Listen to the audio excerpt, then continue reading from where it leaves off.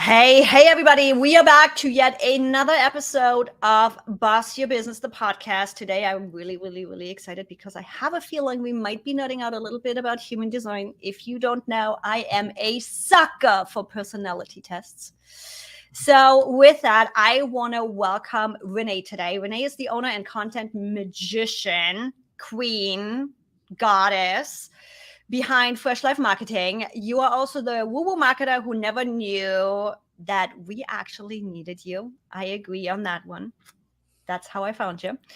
From content repurposing and creation to creating a marketing strategy that feels oh so good in all the right places. Renee defines the way you market and run your business by using your exact design, purpose, gifts, and innate strength. You craft a specific to your client marketing strategy that empowers them to share their magic with the world. You are meant to shine at something, and Renee is the concierge to help you figure that exact thing out. And that's exactly how we met. I think we connected somehow through a mutual connection on Instagram. We're total Instagram besties. We are seeing each other for the first time, other than recorded video today. But yeah, I'm like, you're my Instagram bestie. You are my sister from another mister. That tends to happen in my field of people. I like to go deep with people instead of wide, and you guys are like stuck with me. That's what I told you. I'm like, once you kind of connect with me, you're stuck with me forever. Like hitch in, we're ready to go. Girl, I don't care how much I might offend you ever, and you can try to block me. You will never get rid of me. I'm attached to your hip now. Done. Though I'm also looking forward to, we are actually also connected with Jessica Muggs, and we will get to meet in person because we are both locally here in San Diego. Yes, ma'am. I am super excited to put pants on. Yeah, what you don't see is I'm actually right now wearing jammies on the bottom too. So even if you're watching YouTube, cute on the top, comfy on the bottom. The joys of digital marketing. Now, Tammy, we already got an idea of, I already mentioned it, you are big into personality profiles, specifically human design, and I'm pretty sure also Gene Keys. Mm-hmm. How did you get here? Who is past Renee that got her to today? Oh man, I have been the black sheep the entire lifetime I've been here. Never, ever did anything that anybody told me. Never did anything right. I was a horrible student, always in trouble. Who says what's right or wrong though? Right? Yeah, you know who what? Are those people? They were all wrong because I was clearly right. Apparently, we wouldn't be talking today. Yeah, so I mean, my entire life I've always been the weird one, always did things my own way, never went right when everybody else was going right. I always went left, and I freaking colored that thing flashy, and it happened.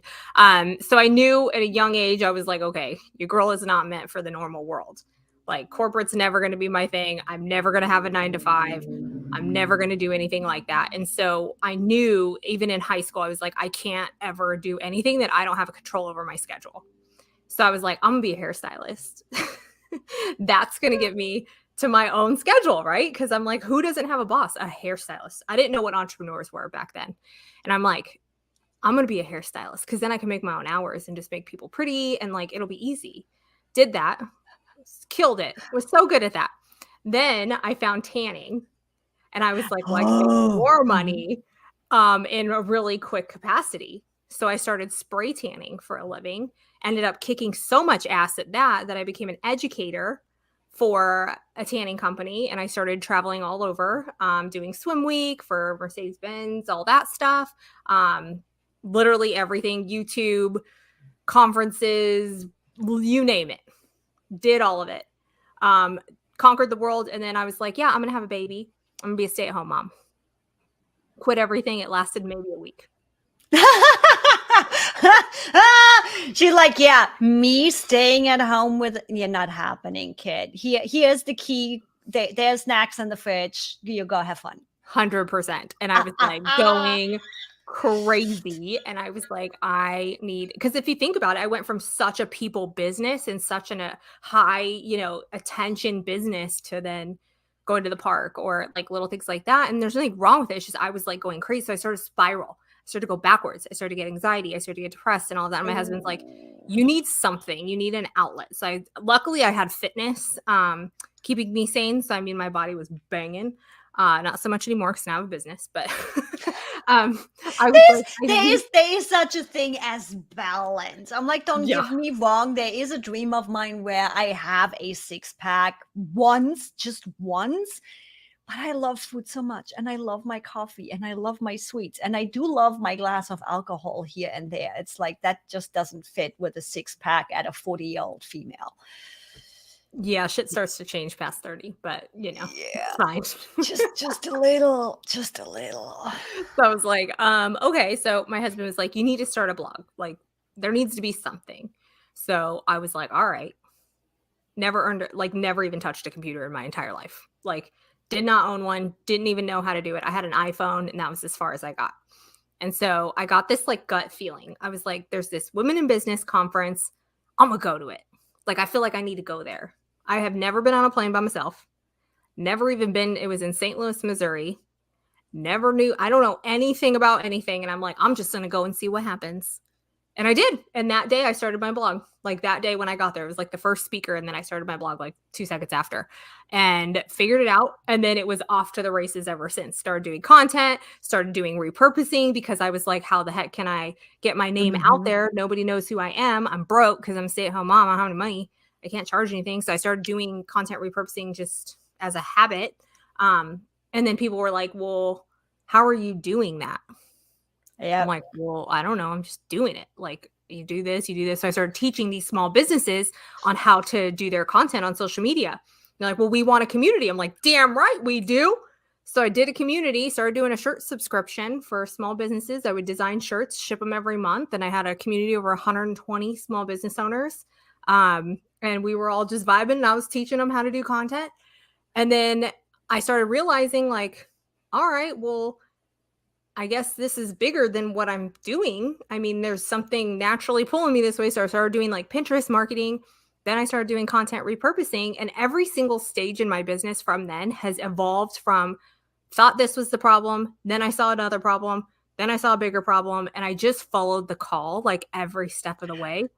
And now that I'm telling you that, it's I just followed the yellow brick road. That's I'm exactly like, what it's just, it is. what else do you do? It's like, there is a problem. We solve it. You're paying attention. Well, that's where I think a lot of people get stuck is because they think they have to stay because it's their identity and it's who they are, right? So I could have easily been like, well, I can't do Pinterest marketing because I'm only a small business. Like, I only make t-shirts, right? Oh, well, I can't, even though I learned it out of desperation because I was like, I need to make more money. I need to grow this thing. Pinterest obviously is a poppin' spot. And so I just learned it and then shared to everybody what I was learning. And then they were like, well, obviously, you know your shit. Take my money. I don't want to do it. I'm like, all right, I'll take your money gladly. Then they were like, I was doing their Pinterest, but they were trying to grow other social media platforms. I'm like, wait, hold up. You're going to pay me all this money to grow your Instagram so you can get 10K followers? That's like ridiculous. Why do you not have a blog? Why do you not have emails? Why are you not doing this? They're like, I don't know. And I'm like, boom, that's the problem. Repurposing. Like, they don't know how to do it. I know how to do it. I thought it was easy. I thought everybody just knew how to repurpose their content. I mean, bless. Girl, that was such a big lesson for me too in my business when it finally clicked that I realized people don't see the world like I do. No. Where it's like it's right there. What are you talking about? And it's just, but we have the same kind of blinders in other areas of our lives. So I'm like, it makes total sense. But to get to this point of this comes so easy to me, and I had moments where I'm like, why am I even charging for this? I'm supposed to be charging how much for this?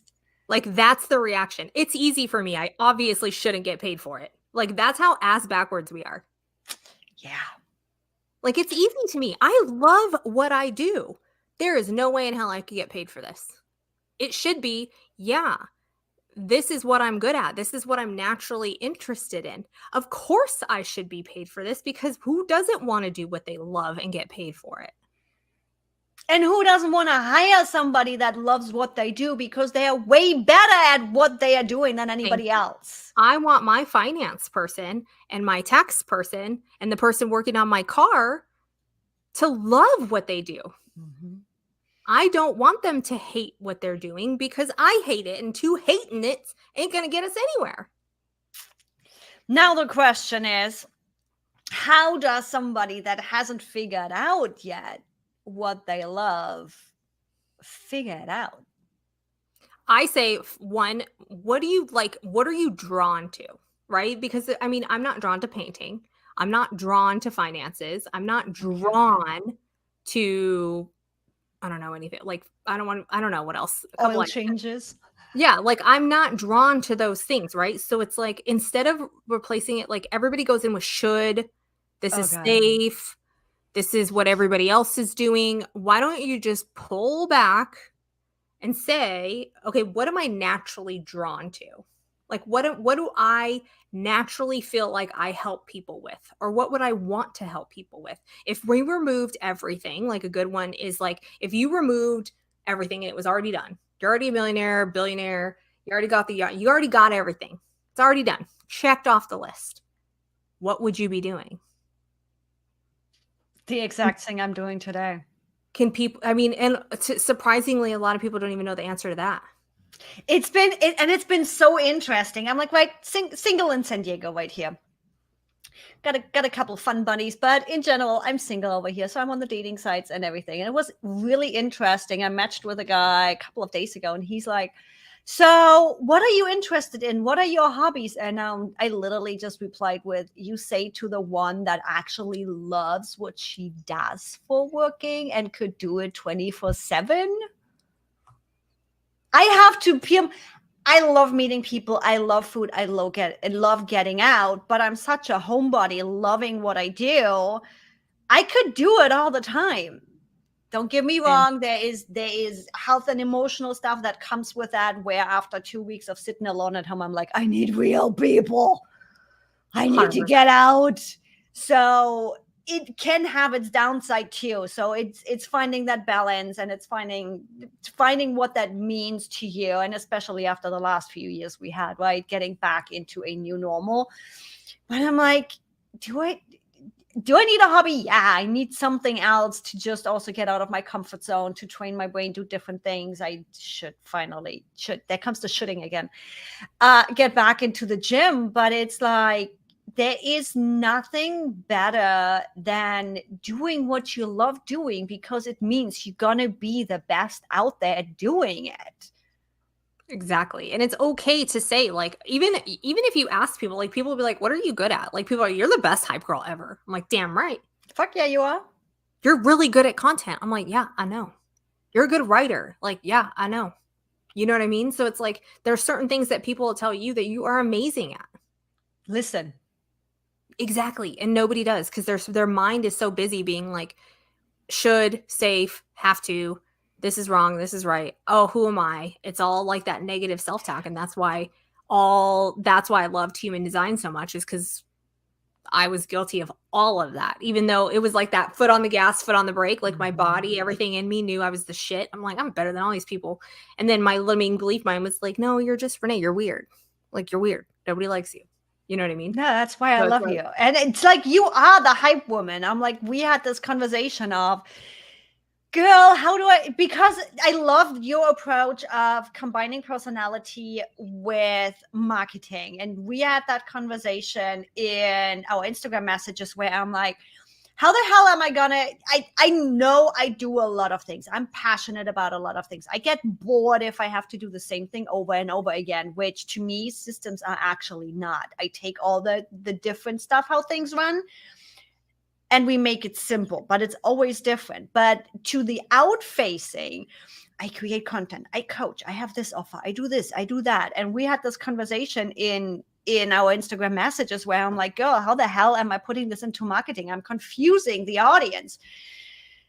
You guys want to know what she did? She told me to shut the fuck up and own my weird.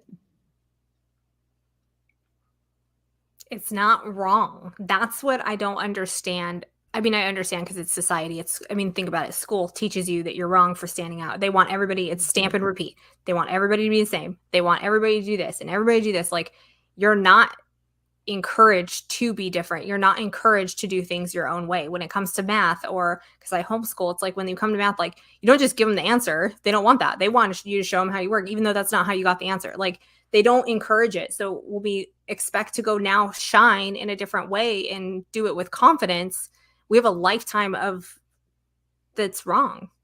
You can't do that. And we wonder why we're scared shitless of being weird, being different. I was really happy when 40 hit because I got to a point where I finally stopped giving a shit. Yeah. So time helps you do that too, because it's like, you understand that that's not your truth, that you can see word for word your truth. And then you're like, oh, okay. So that's actually my superpower that I'm weird. Like, it was between Gene Keys and human design. It was like a permission slip where I'm like, oh my God, written in black and white. This is me. It's like, damn. Yep. And then you realize all this shit is an illusion. Mm-hmm. I still say we're in a matrix. 100% agree. We're in the matrix. Now, how does Renee live her life now? Because I know there was a lot of stuff going on in all of this. You had a lot of struggle to get here today, a lot of physical, mental struggles going on. How, now that you realized you are the queen of your own life, how does Renee's life look like today? I am the most selfish person you will ever meet. Like, the most, because I don't care about anybody else until I care about myself first. And that is a non-negotiable. The interesting thing though is, and anybody that's watching the podcast on YouTube just saw my eyes go all over the place, because you don't feel egotistical to anybody else at all. You are the most supportive. You are the most I'm like, I literally just popped into your Instagram and we started talking for an hour. Who does that? We do. Where it's like, you are the living example of being egotistical doesn't have to be a negative. It doesn't mean you're an asshole just being grumpy Karen yelling at people. And that's why my eyes were going all over the place, where I'm like, I see where she's going with this. I hear what she is saying, but you don't come across like that at all. Hold. Let me rephrase that. You are not coming across in a way we have been taught what egotistical means. There is that piece. 100%. And all it is it's that truth that, like I said, I literally planted my stake in the ground. I said, I will not settle for the second best version of me. I will not let my mind or beliefs or society or other people's opinions affect how big I can be. And this did not take me one time. This took me years. This took a lot of healing. This took a lot of childbirth. This took every woo-woo practice you could think of. I eat that shit up. And so when I finally started doing that and realized it, I'm not focused on, I'm not in competition with anybody else, because I understand how the universe works, that if you are not on my fractal, then that's okay. I'm not competing with anybody. I have a fractal. You have a fractal. I have a group of people that are destined to work with me. They love me. And once I uncover who I am, then they are drawn to me. I live by this. So I don't compete with people. If people ask me questions and they're in a similar field, or if they're using my stuff or anything, I don't have competition with that. I have competition in myself. I want to make sure that I'm not settling I'm not letting myself down. Right. And that's where all the woo, this is way easier said than done. That's why I have to be selfish, because if I don't, then I turn into that second best version. So if I don't prioritize me first and making sure I'm checking my boxes of like getting my mind right, getting my connection done, getting my body right, like fueling me, then I turn into that negative Sally, egotistical bitch yelling at everybody. Right? So it's like there's a reason that this works is because I prioritize it and I choose to play by the laws of the universe and not the laws of society. I don't care about anybody else. I care about myself. And then I can serve, because that's all we're here to do, is to serve the world in our unique way. So if we don't even know what that is, how can we do it? So that's a majority of my focus, is figuring out what my gifts are and how I can best give them to people. And this is why we crossed paths now and we get along so well. Yeah, we've been exchanging a lot of resources. It's been fun. We even match coloring. It's like, I know. I cannot wait for lunch. I cannot wait for lunch. How do you serve your clients, your audience nowadays? Pretty much. So I'm a big believer in finding marketing and sharing your story in a way that feels aligned for you. And like you said, when I show up, it's with the intent of making everybody my best friend, because I understand that that's where my opportunity comes from. That's what I'm here to do. I'm here to serve and share as much as possible. And so I show up in a way that feels good. I don't do anything I don't want to do. So I show up on stories because that's where I can connect. I show up on my website. I show up on emails because everything is done with, I need to make sure I'm getting the most bang for my buck, right? Like, I don't play into marketing as far as like, you have to do it this way. You have to do it that way. Like, do not tell me what to do. I create my own strategy. Like, you tell me to go left, I'm gonna go right. Don't yeah, tell me 100%. So when like every guru on Instagram's like, you have to be on TikTok, you have to be on Reels, you have to do that, I'm like, fuck you. I have no interest in that. And guess what? My business started thriving when I finally did that. And that's not to say that, they don't work. If that is your strategy and that is what works for you and that's what you love, then you're going to kill it.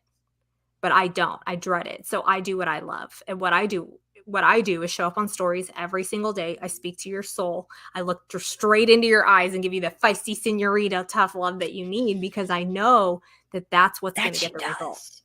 I do. I don't mess around.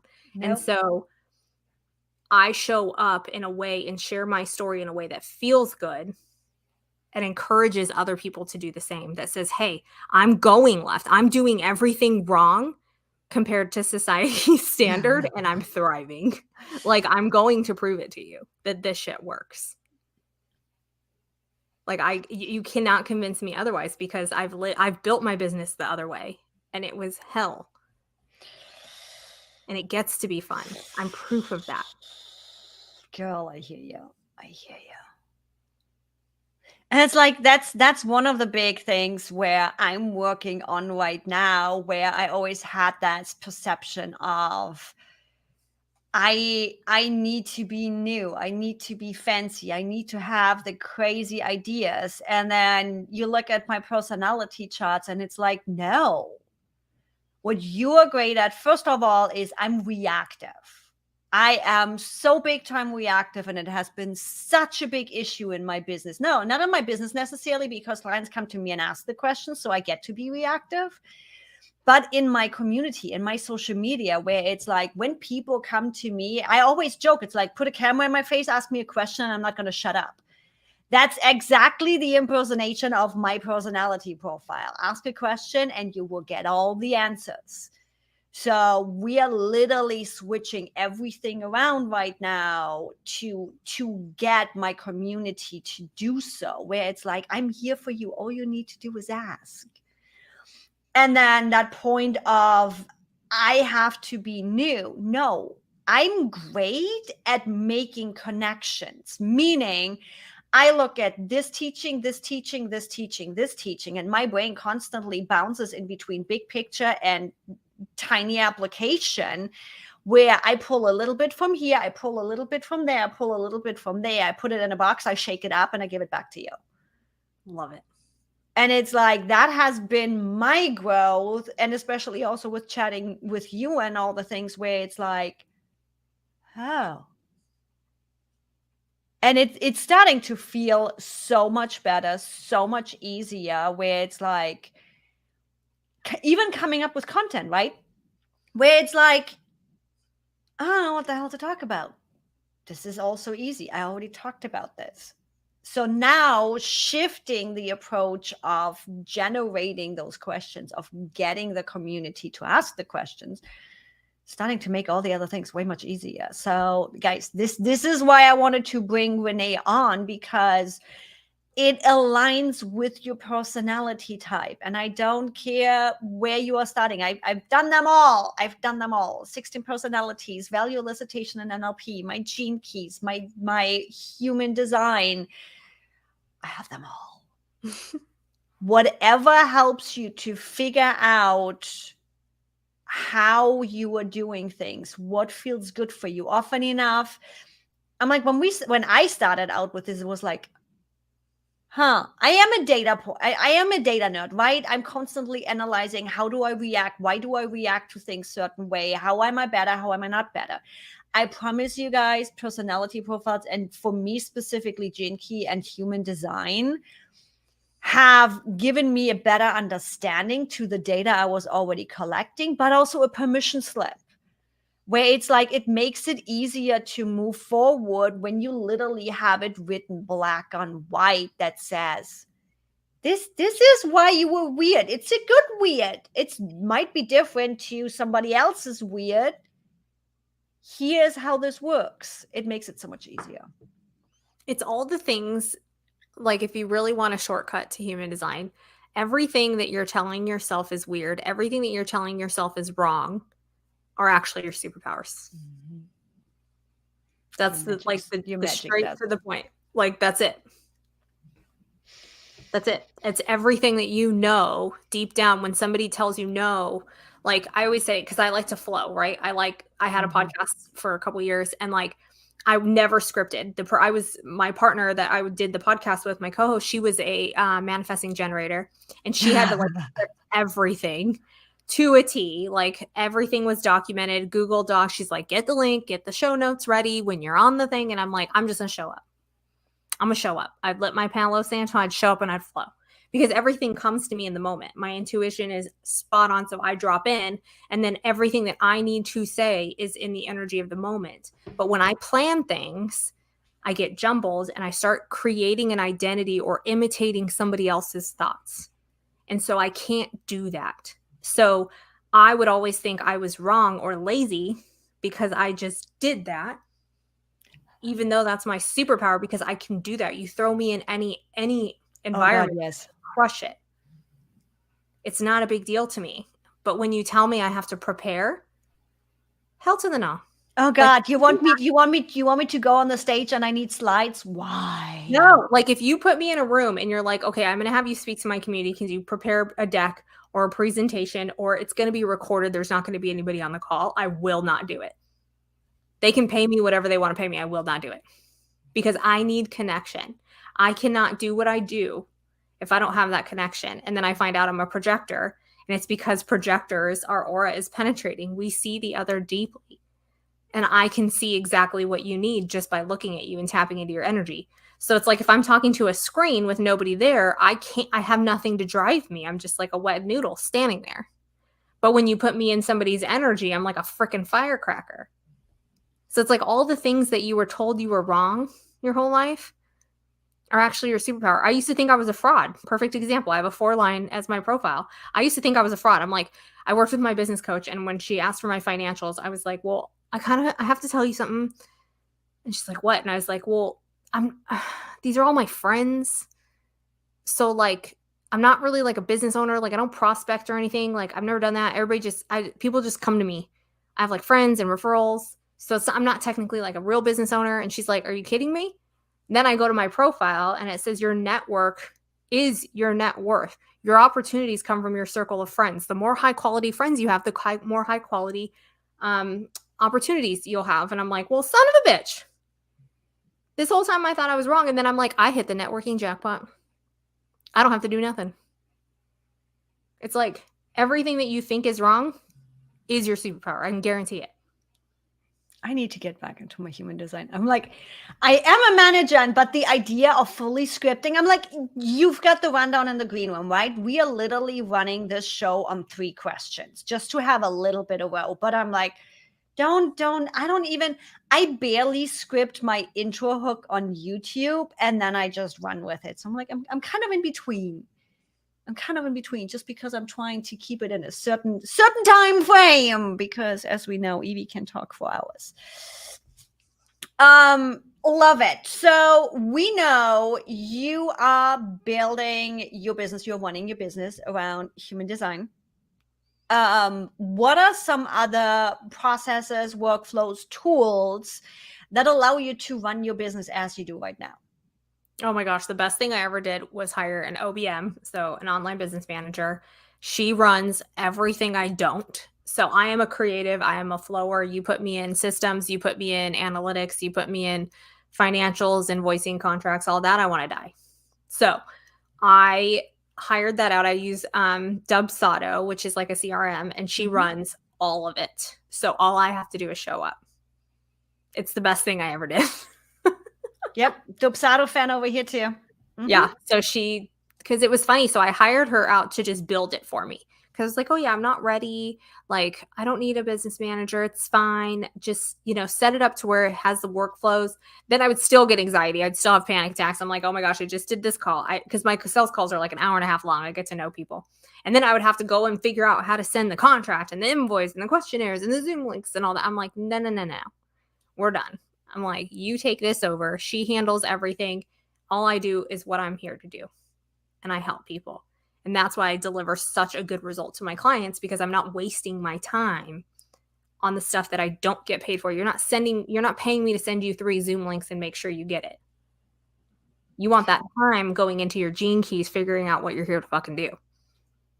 And the interesting thing is, I'm like, as much as I love the whole systems aspect and everything, I'm right now in that phase where I'm like, OBM implementer. It's the combination of, OBM has become such a broad term where it's like, I need a right-hand wing woman. I am a quick start, but the follow-up of the nitty-gritty implementation don't even know. So it's like, I'm working literally right now on that job description for, quote, OBM implementer, my right-hand wing woman that can just pick up what I started. And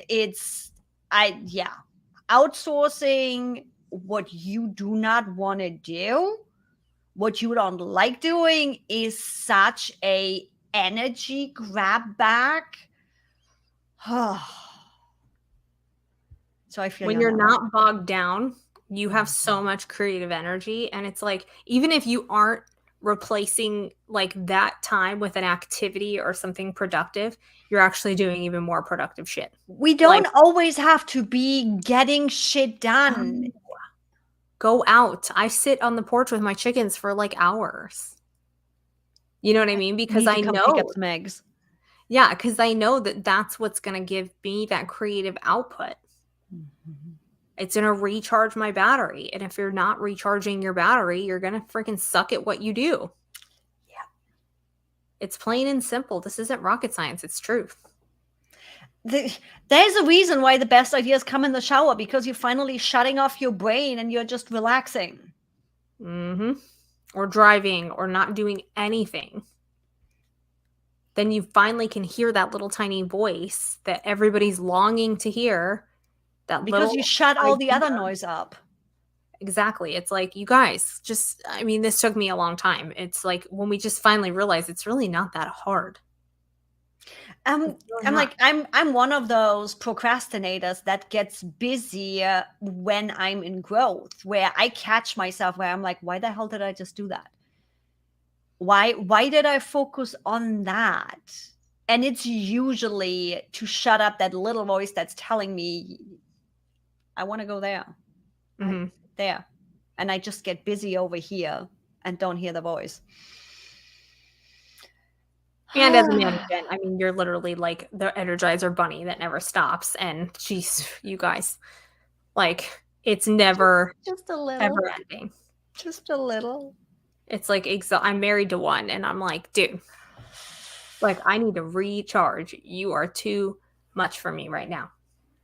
The nice thing is, though, at least with me, if I get boundaries, help me. Boundaries help me, especially with interpersonal connections, where it's like, girl, don't message me.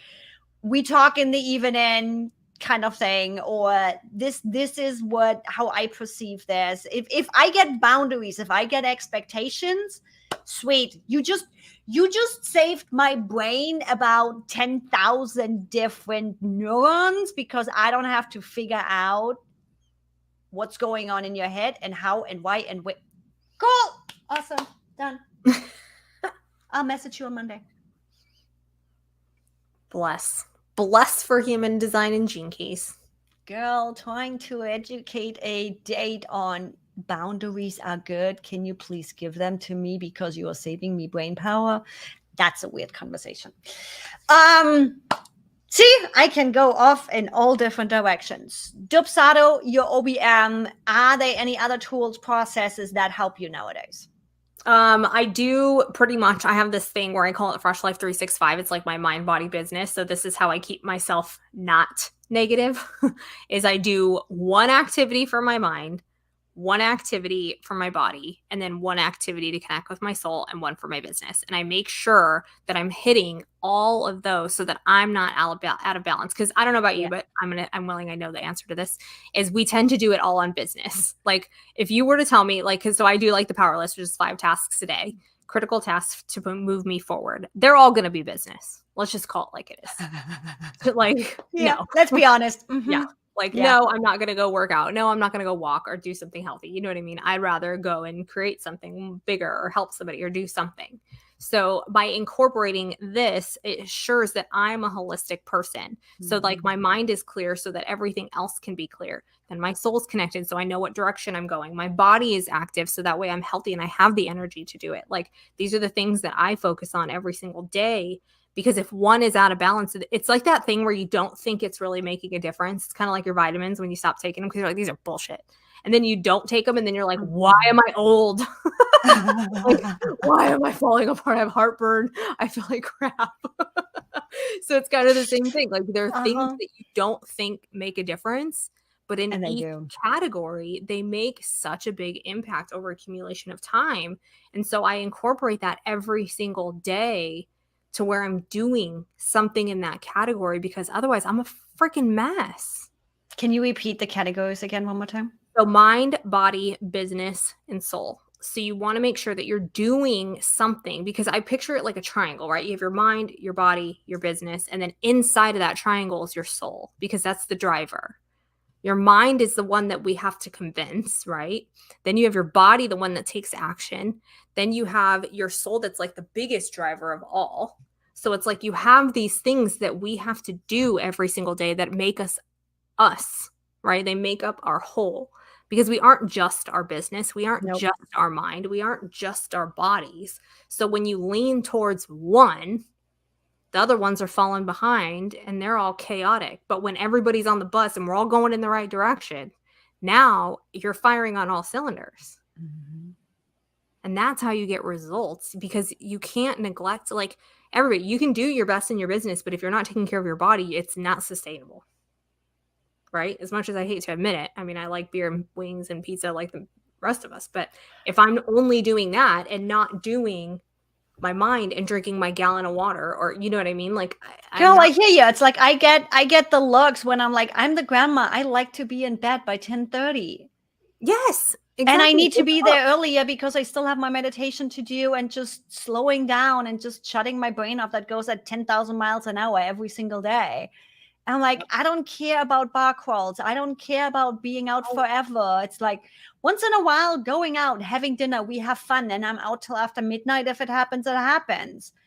But I feel you. It's just my piece. And that's what I said. I put myself above everything else because I know what happens when I don't. And so like when I incorporate that, it's like now I have the freedom to, you know, I do my morning, I do my nightly routine, and it's not like, oh, this is going to make me successful. It's no, this keeps me sane. Yeah. Like, you know what I mean? I don't do a nightly routine for a 6-pack. I don't do a nightly routine to be a millionaire. I do it because I need to make sure that I'm the best in all categories.